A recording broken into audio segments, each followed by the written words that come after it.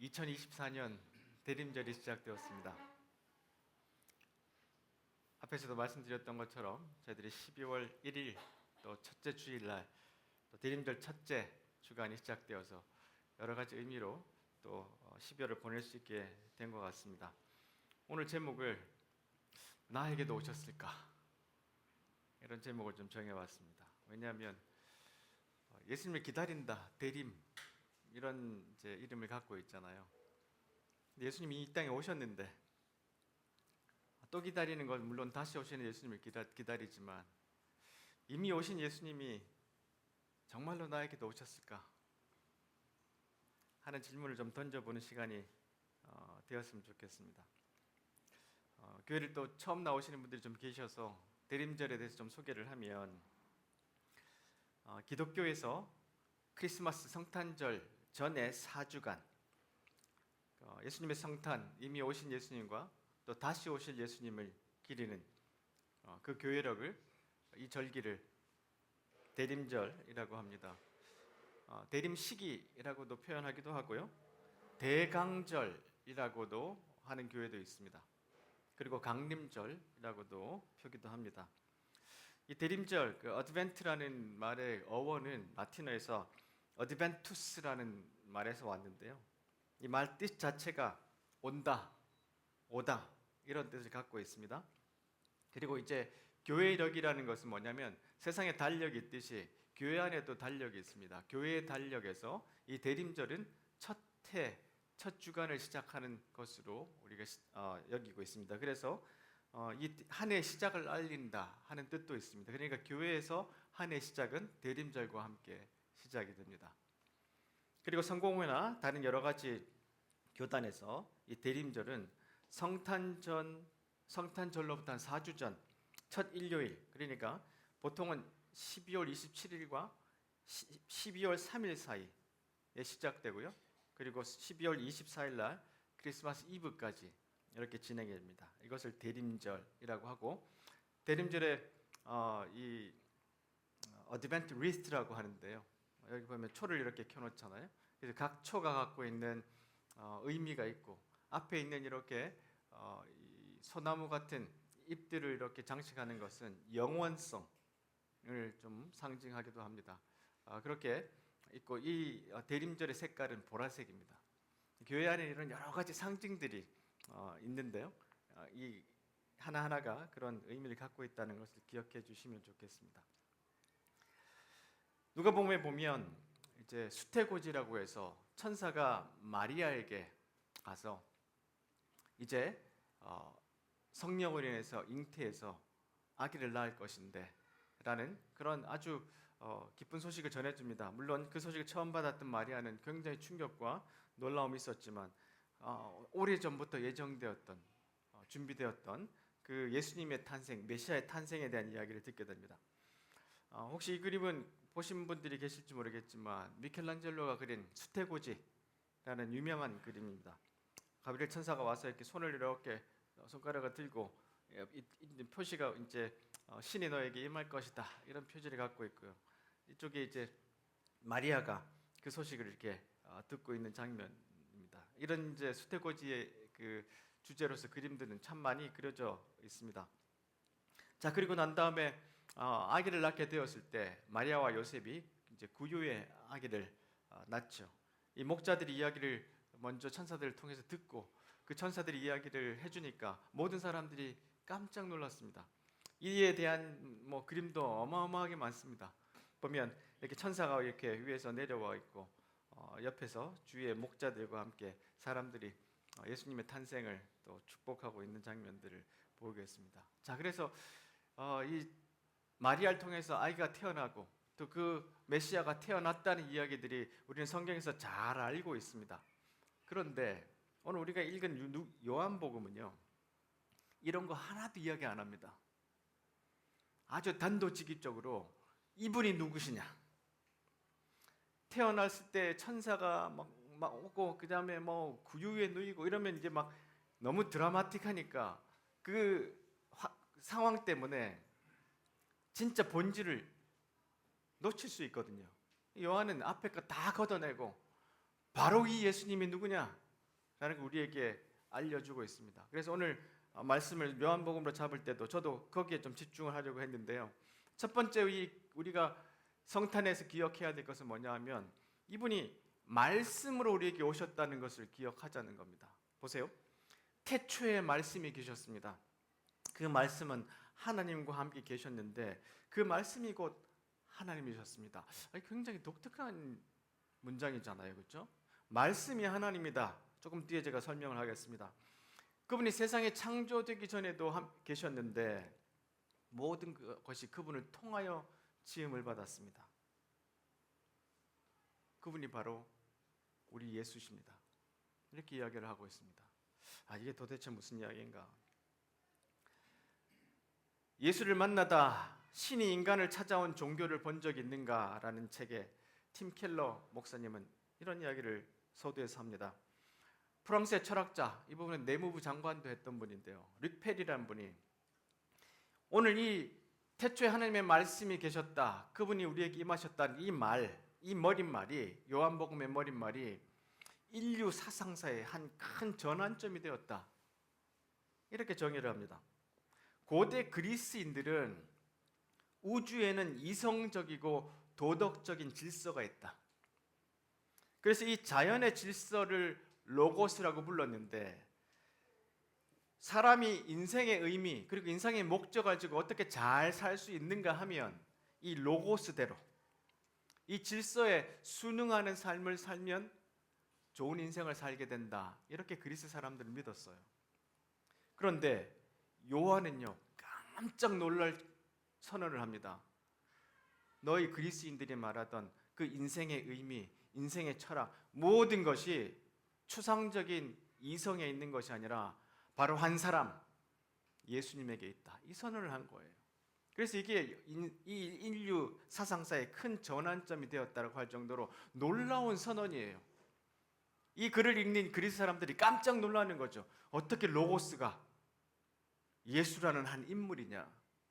그래서 이 오늘 요한복음의 첫 문장에 던지는 충격은 아주 컸었습니다. 자, 이 말씀 로고스라는 것이 히브리어로는 그 다바르라고 합니다. 다바르. 그리스로는 말로는 로고스라고 번역이 되기도 하고요. 자, 히브리 사람들이 어떻게 사고하는가 하면 이 다바르라는 이 말씀이, 보세요. 잘 보세요. 세상을 형성할 능력을 가졌다는 거예요. 이 로고스라는 것. 이 다바르라는 말이 세상의 모든 것을 형성할 능력을 가지고 있고 하나님의 현존을 드러내고 사람들로 하여금 자기에 대한 의식을 높이도록 요청하고 의식을 고취하는 능력을 가졌다는 뜻을 가진다. 이게 다바르, 로고스라는 뜻이에요.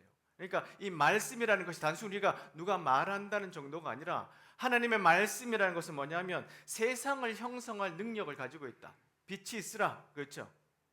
말씀으로 모든 것을 창조하셨잖아요. 그러니까 이 하나님의 말씀이라는 것, 이 로고스, 예수님의 오심은 뭐냐면 바로 이분은 세상을 형성할 능력을 가지셨던 분이고요. 하나님의 현존, 하나님이 가장 하나님을 닮은 사람이 누구예요? 예수 그리스도라고 우리는 성경에서 보고 있잖아요. 사람들로 하여금 자기에 대한 의식도 높이고 의식을 고취하는 능력을 가지고 있고요. 그리스 단어의 로고스의 의미도 이 다바르랑 비슷해요. 그래서 이 말씀을 이렇게 로고스로 번역했던 것으로 보고 있습니다. 그래서 창세기 우리가 잘 보시면 하나님께서 천지를 창조하실 때 이 말씀 다바르로 세상을 창조하셨잖아요. 그 땅은 지금처럼 짜임새에 있는 모습도 아니고 생물 하나 없이 텅 비어 있었어요. 그렇죠? 혼돈이었어요. 그때 하나님께서 빛이 생겨라, 빛이 있으라 말씀하시니까 빛이 생겼어요. 그래서 이 말씀이라는 것이 세상을 창조할 능력이 그 안에 포함되어 있다는 것을 이 다바르라는 의미 안에 갖고 있는데 바로 그분이 누구냐? 사람의 모습을 입고 이 땅에 오신 예수 그리스도라고 요한은 말하고 있습니다. 시편 19편에 보면 오경웅 학자가 번역한 시편인데요. 하느님의 법 진실로 아름다워 내 영혼 정령 의지처를 얻으며 주님의 증거는 진실로 참되니 어리석은 이조차 묘한 이치 알게 되었네. 여기서 하나님의 법, 이 모든 것은 하나님의 말씀을 다른 모양으로 표현한 것입니다. 8절에 보면 하나님의 말씀에 어찌 허물이 있으랴. 지키기만 하면 기쁨이 솟고 거룩한 말씀 얼마나 순결한가. 말씀의 신비에 눈을 뗄 수가 없구나. 주님의 위엄 너무나 분명해라. 영원토록 한결같아. 흔들리지 않는구나. 하나님 심판은 언제나 정확하니 주님의 섭리 옳고 그름 확정하네. 그 귀한 뜻 금보석에 될 것 아니며 엿과 꿀 그보다도 달디 달다네. 나 어리석게 주의 법 떠난다면 복과 즐거움 다할 것을 분명히 아네. 시편에 보면 그 말씀의 오묘함을 이렇게 표현하고 있습니다. 그래서 그 말씀이 우리를 인도하실 것이라고 분명히 말하고 있는데, 그래서 이 우리의 생명을 창조하는 이 능력의 말씀이 하나님의 말씀이고 그분이 로고스고 그분이 세상에 오신 예수 그리스도라고 요한복음이 설명하고 있는 것입니다. 119편에도 비슷한 말씀이 있습니다. 주의 말씀 사랑하여 온종일 되새기네. 주의 계명 행함으로 명철하게 하셔서 원수들보다 저를 슬기롭게 하십니다. 주의 진리 깨달으니 귀한 스승님들 무릎을 치고 참된 말씀 따르니 노년의 지혜 앞서게 됩니다. 부지런하고도 꿋꿋한 자세로 바른 길 걸으며 삿된 것 버리니 주께서 주신 말씀 어찌 허물 있으랴. 거룩한 그 말씀 꿀보다도 달아라. 오롯이 선을 기꺼워하며 거짓되고 편벽한 것 미워합니다.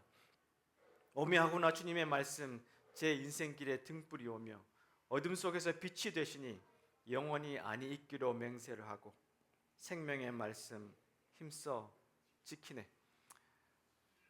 말씀으로 우리에게 오신 이 예수님을 우리가 기억한다 그러면 이 말씀이 우리를 어떻게 바꾸실 것인가에 대한 귀한 우리의 따름도 순종도 있어야 한다는 것입니다. 말씀이 이 땅에 오셨다. 그래서 이 그리스 사람들이 생각하는 모든 인생의 진리와 이성의 그 질서들, 목적이 한 분 예수 그리스도 안으로 이 땅에 오셔서 그분이 말씀으로 우리 안에 거하시게 되었다 그러면 우리는 이 말씀을 어떻게 따라야 하는가? 그 말씀이 내 속에 거하시도록 얼마나 우리는 애써야 하는가?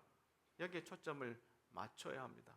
이 땅에 예수님은 오셨는데 그 말씀이 우리 안에 거하지 않는다면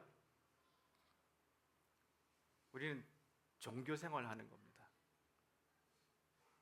다시 한번 말씀으로 오신 우리 예수님을 기억하고 그분을 따라가고자 하는, 그 말씀을 기억하고자 하는, 그 말씀을 묵상하고 순종하고자 하는 열정들이 우리 속에 다시 한번 솟아나기를 간절히 바랍니다. 두 번째로 요한복음에는 예수님께서 빛으로 오셨다라고 말합니다. 그분 안에는 생명이 있습니다. 그 생명은 세상 사람들을 비추는 빛이었습니다. 그 빛이 어둠 속에서 빛을 발했지만 어둠은 그 빛을 깨닫지 못했습니다. 예수님이 이 땅에 오셨지만 깨닫지 못하는 사람들도 많고 오랫동안 교회를 다녔지만 그 빛을 받지 못하는 사람들도 우리 안에 많이 있습니다.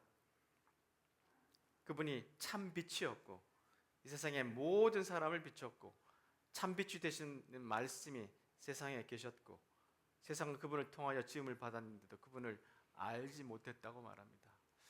이 이야기가 오늘 우리에게도 한번 좀 질문이 되었으면 좋겠습니다. 오신 예수님이 우리 안에 계신가? 과연 우리 안에도 성탄의 기쁨이 계속해서 머물고 있는가? 예수님은 오셨지만 난 상관없는 것이 아닌가? 예수의 의미에서 마커스 보그와 톰 라이트가 공지한 책에서 이렇게 이야기합니다. 빛과 어둠의 상징법은 매우 오래된 것으로 원형적이며 교차문화적이다. 이 교차문화적이라는 것은 많은 문화에서 다 나타난다는 뜻이에요. 그것은 풍부한 의미들을 갖고 있다. 어둠은 무지, 밤, 잠, 추위, 침울, 절망, 상실, 혼돈, 죽음, 위험, 새벽을 기다리는 것과 같은 그런 이미지와 연관이 되는데 어둠은 인간의 조건에 대한 매우 적절한 이미지다. 빛은 이런 것에 대한 반대로서 구원의 이미지다. 빛 속에서 사람은 깨어있고 볼 수 있으며 자신의 길을 찾는다. 빛은 밤이 지나갔다는 안도감과 기쁨과 연관된다. 빛 속에서 사람들은 안전하며 따뜻함을 경험한다. 빛 속에는 생명이 있다. 예수님이 오실 때 캄캄한 밤에 양을 치던 목자들의 이야기가 누가복음에 기록되어 있습니다. 근처들에서 목자들이 밤을 새며 양떼를 지키고 있다. 이 목자들은 어떻게 보면 자기의 그 양들을 치는 것도 아니고 직업으로 사람들의 어떤 부탁을 받아서 양들을 치는, 사회적으로 보면 가장 낮은 계층에 있는 사람이었을 것입니다. 한밤중에 이슬을 맞으면서 들판에 있는 그 어둠이라는 것은 바로 실제적인 어둠도 있지만 이런 상황에 처한 사람들, 그리고 로마가 지배하고 있던 폭력이 가득했던 그 시대의 상황, 가난, 어려움, 이런 것들을 상징했을 거예요. 그래서 누가복음이 예수님의 탄생을 알리는 사람으로 처음으로 이 목자들을 선택했다는 것은 놀라운 것입니다. 그렇죠? 왕에게 가서, 아주 높은 사람에게 가서 알린 것이 아니라 어두운 밤에 아주 낮은 계층에 있는 목자들이 그 말씀을 처음 들었다는 것, 이것도 큰 상징입니다. 천사가 말합니다. 두려워 마라. 내가 여기 온 것은 온 세상 모든 사람들을 위한 놀랍고 기쁜 소식을 알려주기 위해서다. 방금 다윗의 동네에 구주가 났으니 그는 메시아여 주님이시다. 너희는 가서 포대기에 쌓여 그 위에 누워 있는 아기를 찾아라. 이 놀라운 사명을 어둠 속에 있고 두려워하는 존재들에게 먼저 알려주셨어요. 그래서 이 복음은 아주 낮은 것에서부터 시작된 것입니다. 빛이 우리에게 찾아왔는데 많은 그리스도인들이 교회를 다니면서 여전히 어둠 속에서 살아가는 사람들이 많이 있습니다. 앞에서 말했던 이 어둠의 상징들, 무지나 밤이나 잠이나 추위나 침울이나 절망이나 상실이나 혼돈 같은 곳에서 계속해서 헤매면서 빠져나오지 못하는 그리스도인들이 참으로 많다는 것입니다. 오늘 말씀해 보면 이 빛이 뭐라고 그랬습니까? 생명이라고 그랬잖아요. 우리 안에 주시는 그리스도의 생명이 우리 안에 비치는 것입니다. 그것이 성탄입니다. 예수님 우리에게 찾아오신 것은 바로 이 어둠을 몰아내시는 빛으로, 생명으로 오신 것이에요. 이 그림은 렘브란트가 그린 예수님의 탄생을 그린 작품인데요. 보면 환하게 거기에만 빛이 있잖아요. 바로 이 생명의 빛이 거기에서부터 밖으로 뿜어져 나온다는 것을 보여주려고 한 그런 의도라고 생각합니다. 이 어두운 세상에 빛으로 오신 예수님. 근데 그 빛이 과연 여기 앉아서 말씀을 듣는 여러분들이나 저에게 있습니까? 똑같은 것으로 절망하고 똑같은 것으로 힘들어하고 똑같은 것으로 우울해하는 우리의 2024년이 아니었는지 한번 돌아봅시다. 우리 안에 참 생명인 예수 그리스도가 오셨는지, 나에게도 그분이 오셨는지를 한번 돌아보시기 바랍니다. 에베소서에 보시면 여러분은 전에 그러한 어둠 속에서 길을 찾아 헤맸으나 이제는 그렇지 않습니다. 여러분은 지금 환한 곳으로 나와 있습니다. 그리스도의 밝은 빛이 여러분의 길을 똑똑히 보여줍니다. 그러니 더 이상 비틀거리지 마십시오. 그리스도의 밝은 빛을 가까이 하십시오. 선함, 옳음, 참됨, 이 세 가지는 밝은 대낮에 어울리는 행위입니다. 그리스도를 기쁘시게 해드릴 일이 무엇인지 생각하고 그것을 행하십시오. 헛된 일, 분주하기만 할 뿐 성과가 없는 일, 어둠을 쫓는 무익한 일로 여러분의 시간을 허비하지 마십시오. 오히려 그러한 일들이 속임수임을 드러내 보이십시오. 아무도 보는 이 없는 어둠 속에서 할 법한 삶을 낭비하는 것은 수치스러운 일입니다. 그런 사기꾼들의 정체를 폭로하고 그리스도의 빛 가운데 밝혀진 정체가 과연 매력적인 것인지 한번 깊이 생각해 보십시오. 그러니까 그리스도인에서 빛을 얻은 사람들은 더 이상 어둠 속에서 어두운 일들로 시간을 낭비하거나 중독된 일들에 빠져들지 않아야 한다고 말하고 있습니다. 그리고 세 번째로 오늘 말씀에서 배울 것은 예수님은 우리와 인격적인 관계를 맺으시는 분이십니다. 12절에 이렇게 기록되어 있죠. 누구든지 그분을 영접하는 사람들. 영접하는 말이라는 말이 조금 이제 생소하신 분들이 있습니다. 영접한다는 뜻이 무엇인가? 예수님을 우리의 메시아로 동의하고 받아들이고 그분을 따르겠다고 헌신하는 사람들, 그분의 이름을 믿는 사람들에게는 보세요, 하나님의 되는 아들을, 하나님의 딸이 되는 자격을 주셨습니다. 이것은 뭐냐 하면요, 이 관계를 이야기합니다. 그렇죠? 완전히 남이었던 관계가 부모가 되고 자식이 되는 관계가 되었습니다. 이것을 이제 양자의 영이라고 표현하는 그런 구절도 있습니다만은, 주님께서 우리를 양자 삼으셨다, 양녀 삼으셨다. 우리가 그 예수 그리스도를 믿는 순간에 그분과 그런 관계에 들어가게 되었다는 말씀을 하고 있죠. 좋은 가문에 태어난 사람이 아니면 어떤 자격을 얻었던 사람들만이 아니라 예수 그리스도를 구세주로 고백하는 사람들에게는 하나님의 자녀가 되는 그런 자격을 주셨다는 것이죠. 14절에 보면 말씀이 사람이 되셔서 우리 가운데 사셨습니다. 이것을 성육신이라고도 표현합니다. 다른 말로 하면 하나님이 우리 가운데 텐트를 치고 사신다, 이런 표현이기도 합니다. 우리 안에 거하신다. 근데 어떻게 거하시나요? 우리의 아버지로 거하십니다. 우리와의 관계로 거하십니다. 자, 아까 이제 소개했던 그 팀 켈러 목사님의 예수를 만나다는 책에 그 로고스, 요한이 말했던 이 로고스가 예수님이다라는 이 선언, 이 선언이 고대 철학자들의 세계에 벼락처럼 떨어졌다, 이렇게 이야기합니다. 그리스 철학자들과 마찬가지로 요한은 우리 삶의 텔로스는 목적이라고 합니다.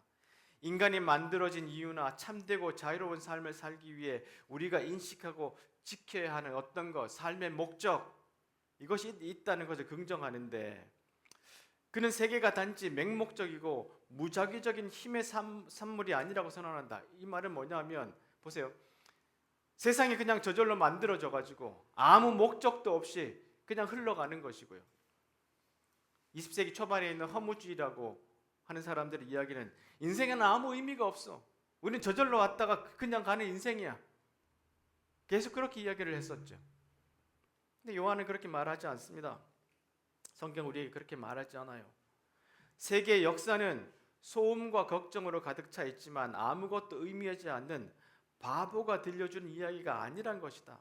성경은 한 걸음 더 나아가 삶의 의미는 어떤 원리나 다른 무슨 추상적인 이성의 구조가 아니라 한 사람, 예수 그리스도, 이 땅 위에 살았던 어떤 개인이라고 주장한다. 만약 기독교가 진실이라면 훌륭한 삶은 기본적으로 철학적 사색과 지적인 탐구에서 발견할 수 있는 것이 아니다. 그렇다면 세상 사람들의 대부분은 배제될 테니까 말이다.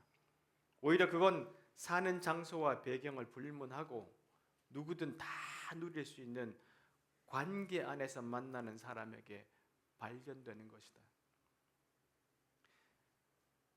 그리스 사람이나 많은 철학자나 세상의 가르침들은 세상은 허무에 목적이 없어.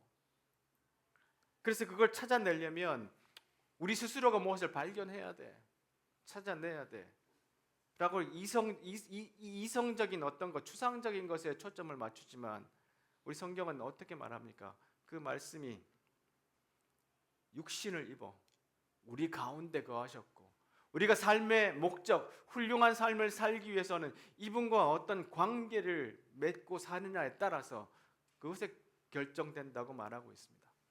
그것이 바로 성탄의 목적입니다. 이 책의 부제를 찾아보십시오. 부제를 한번 읽어보십시오. 신이 인간을 찾아온 종교를 본 적 있는가? 종교를 믿으면 내가 노력해서 하나님께 나아간다, 신에게 나아간다, 이렇게 생각합니다. 근데 우리가 이 예수님의 복음 안에는 예수님의 은혜로 하나님께 나아갑니다. 행위를 통해서 무엇을 의를 얻으려고 하는 것이 아니라 예수님의 믿음으로 우리는 의를 얻게 되고, 두려움이나 의무감에서 내가 교회 안 나가면 어떻게 될까? 이거 안 지키면 혼나지 않을까? 벌 받지 않을까? 그런 동기가 아니라 주님께서 우리에게 오셔서 오늘 찬양했던 것처럼 아무것도 아닌 우리를 위해서 죽으셨던 그 감사, 그것에 대한 사랑, 거기에서 우리가 주님을 따르겠다는 동기가 부여된다는 것이죠. 그리고 하나님을 나의 필요를 채우기 위한 수단으로 사용하는 것이 아니라 하나님을 사랑하는 것을 목적으로 삼는 것이에요. 그래서 이것을 디트리트 보네퍼 목사님은 항상 이렇게 이야기했습니다. 기독교의 본질은 종교와 관계에 있는 것이 아니라 그리스도라는 인물과 관계가 있다. 종교는 죽은 것, 인간이 만든 것에 불교하다. 기독교의 핵심에는 전혀 다른 것, 바로 하나님 자신이 생생히 자리하고 있다. 기독교는 그분을 대면하는 것이다. 여러분, 혹시 우리가 잘못하면 종교 생활하고 시간을 낭비할 수 있습니다. 매주일 교회를 하고 있긴 하지만 예수님과 관계가 없으면 나는 종교 생활하는 사람입니다. 한번 자기를 한번 체크해 보시기 바랍니다. 실제로 예수님이 이 땅에 오셨지만 내 안에 계신가? 나에게 오셨는가를 한번 점검해 보시기 바랍니다. 과연 나는 종교 생활하고 있는 것인가?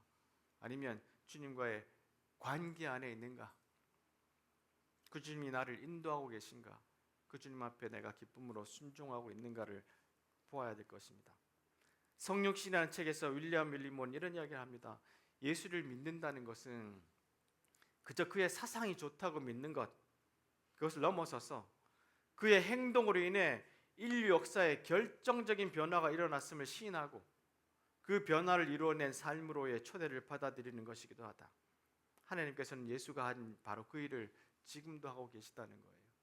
그냥 동의하는 것, 성경에서 말하는 진리에 대해서 나도 동의합니다는 정도의 수준이 아니라 그분이 이 땅에 오셨음으로 인해서 세상이 달라졌다는 것, 그 달라진 세상에 우리를 초대하고 계신다는 것, 그 로고스가 우리 삶의 목적이라는 것, 우리가 훌륭한 삶을 살려면 그 로고스와 깊은 관계를 맺어야 한다는 것, 그 말씀이 나를 인도해 가야 한다는 것, 그것을 우리가 기억하는 것이 성탄의 또 메시지라고 생각합니다. 우리는 한 주간에 살 때 여러분 얼마나 예수님의 말씀 안에, 예수님 인도 안에, 예수님의 명령 안에 순종하고 살았습니까? 그렇지 않다면 우리는 역시 종교 생활을 하고 있지 않는지를 돌아보아야 될 것입니다. 제임스 K.S. 스미스가 습관이 영성이라는 말에서 우리는 우리를 만들고 사랑하시는 분을 사랑하도록 창조되었다 이렇게 말합니다. 우리가 어떻게 창조되었다고요? 우리를 사랑하시는 그분을 사랑하도록 우리를 창조하셨는데 우리의 사랑이 이 궁극적인 목적을 바르게 지향할 때 안식을 누린다. 우리가 우리를 창조하신 예수님을, 말씀으로 우리를 창조하신 그 예수님을 바르게 사랑하면 우리는 안식을 누리게 되어 있습니다. 근데 반대로 그분 말고 다른 곳에서 안식을 찾으려면 어떻게 해요? 그것을 다른 존재 안에서 사랑을 하려고 하면 불안과 쉼 없음 때문에 거기에 사로잡히고 말 것이다. 인간으로 존재한다는 것은 마음이 있다는 뜻이다. 따라서 문제는 당신이 무언가를 궁극적 대상으로 사랑할지 아닐지가 아니다. 당신이 무엇을 궁극적 대상으로 사랑할지가 문제다. 당신이 사랑하는 바가 당신이다. 이 말씀을 조금 쉽게 설명을 하면 하나님은 우리를, 그 하나님을 창조하신 그 하나님을 사랑하도록 우리를 창조하셨어요. 그 예수님을 사랑하도록 창조하셨어요. 왜냐하면 그분이 우리를 먼저 사랑하셨기 때문에. 근데 우리가 그 주님을 사랑하지 않으면 우리는 불안한 삶을 살 수밖에 없다는 거예요. 쉼이 없는 삶을 살 수밖에 없다는 거예요. 우리가 궁극적인 대상으로 사랑할지 그것이 아니라 뭐예요? 우리가 정말로 사랑하는 그분을 사랑할지, 그것을 우리가 기억하고 순종하고 따라가야 한다는 것, 그것이 성탄의 메시지입니다. 말씀을 좀 맺겠습니다. 요한계시록에 이런 말씀이 기록되어 있죠. 나를 보아라. 지금 내가 문 앞에 서 있다. 내가 노크하고 있다. 만약 내가 부르는 소리를 내가 듣고 문을 열면 나는 곧장 들어가 너와 더불어 앉아 만찬을 누릴 것이다. 승리한 사람들은 상속에 내 옆자리에 앉게 될 것이다. 내가 승리했으므로 내 아버지 옆에 존귀한 자리에 앉게 된 것 같다. 이것이 승리한 사람들에게 주는 내 선물이다. 이 말씀을 그린 그림이 하나 있습니다. 혹시 여러분 보신 분도 계실지 모르겠지만 손에 이렇게 빛이 등불을 들린 예수님이 이렇게 문을 이렇게 노크를 하고 있습니다. 이 문의 특징은 바깥에서 여는 손잡이가 없어요. 누가 안에서 열어야 됩니다. 이게 바로 요한계시록의 말씀을 잘 표현하고 있어요. 내가 지금 문 밖에서 두드리노니 내 음성을 듣고 문을 열면 안에서 열어야 돼요. 우리가 성탄의 메시지는 바로 안에서 문을 여는 일을 우리가 해야 합니다. 예수님이 이 땅에 오셨는데 문 밖에 세워놓고 안으로 초대하지 않는다면 우리는 종교생활하는 사람이고 믿음과는 상관없는 사람이 될 것입니다. 요한복음에 내 안에 살아라. 내가 너희 안에 살듯이 너희도 내 안에 살아라. 가지가 홀로 열매를 맺을 수 없고 나무에 붙어 있어야 열매를 맺을 수 있듯이 너희도 내게 붙어 있지 않으면 열매를 맺을 수 없다. 나는 포도나무요 너희는 가지다. 너희가 내게 붙어 있고 내가 너희에게 붙어 있어서 친밀하고 유기적인 관계를 이루면 틀림없이 풍성한 수확을 거둘 것이다. 그러나 내게서 떨어져 있는 사람은 말라 죽은 가지일 뿐이다. 사람들이 그 가지를 모아다가 모닥불에 던져버린다.